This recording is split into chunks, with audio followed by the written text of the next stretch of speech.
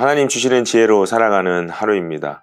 오늘도 우리의 생각을 주장하시는 하나님의 지혜가 말씀을 통해 전달되기를 간절히 소망합니다. 오늘 우리에게 주시는 하나님의 말씀은 잠언 24장 23절에서 34절까지입니다. 오늘은 23절에서 29절까지만 함께 읽도록 하겠습니다. 우리 다 함께 읽겠습니다. 몇 가지 교훈이 더 있다. 재판할 때 얼굴을 보아 재판하는 것은 옳지 않다. 악인에게 내가 옳다 하는 자는 백성에게서 저주를 받고 뭇 민족에게서 비난을 받을 것이다. 그러나 악인을 꾸짖는 사람은 기쁨을 얻을 것이며 좋은 복도 받을 것이다. 바른 말을 해주는 것이 참된 우정이다. 내 바깥 일을 다 해놓고 내 밭 일을 다 살핀 다음에 내 가정을 세워라. 너는 이유도 없이 내 이웃을 치는 증언을 하지 말고 내 입술로 속이는 일도 하지 말아라. 너는 그가 나에게 한 그대로 나도 그에게 하여 그가 나에게 한 만큼 갚아주겠다 하고 말하지 말아라.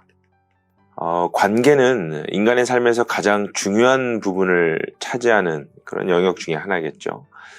관계를 통해 하나님을 알게 되고 또 관계를 통해 사회를 만들어 갑니다. 좋은 관계는 우리가 살아가는 삶을 풍요하게 만들어주고요. 또 사랑의 관계는 우리 삶의 원동력이 되기도 합니다. 그러나 때로 이 관계가 모든 상황을 이롭게 하는 것만은 아닙니다. 잘못된 관습과 또 어떤 관행으로 이어지는 관계는 개인의 삶이나 또 사회를 어지럽히는 원인이 되기도 하죠.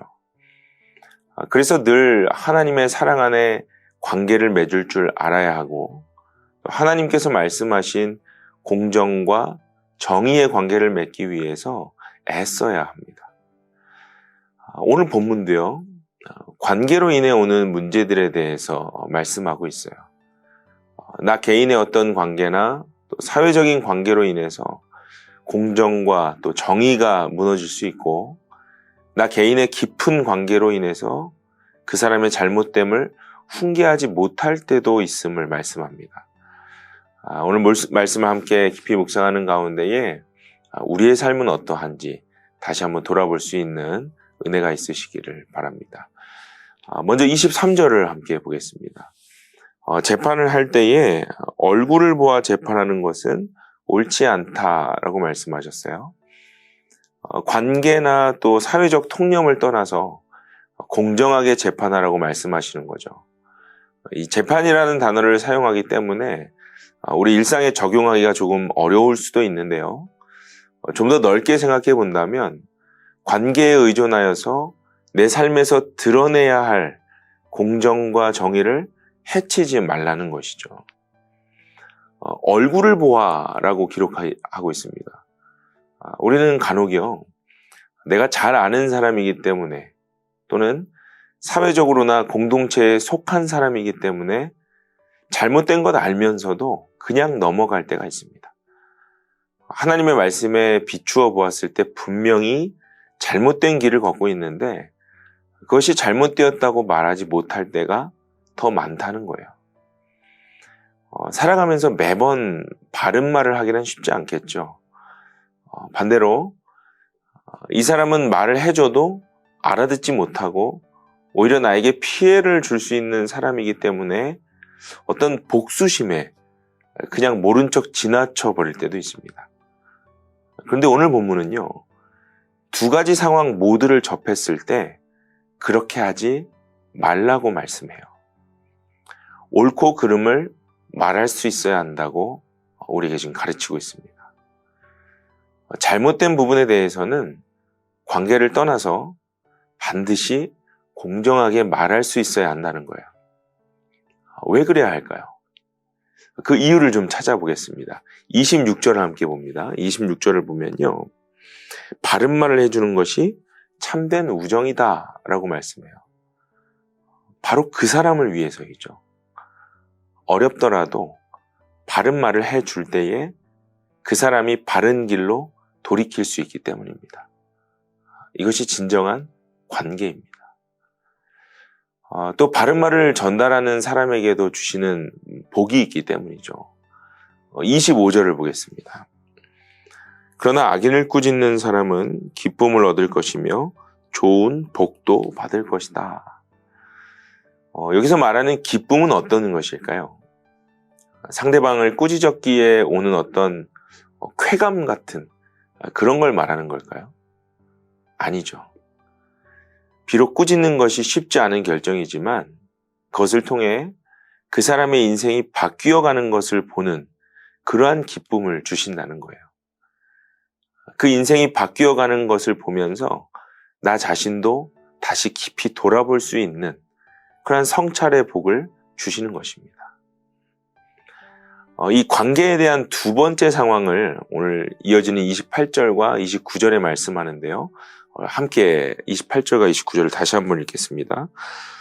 너는 이유도 없이 내 이웃을 치는 증언을 하지 말고 내 입술로 속이는 일도 하지 말아라.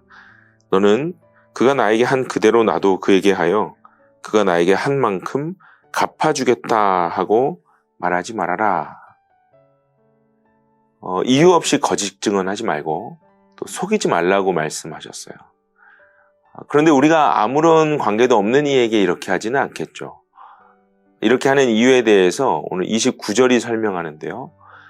받은 만큼 갚아주겠다라는 어떤 복수심 때문이라고 그 이유를 설명을 합니다. 조금 전에는 이 가까운 관계로 인해서 공정한 재판을 하지 못함을 이야기했다면 오늘 후반부에는요.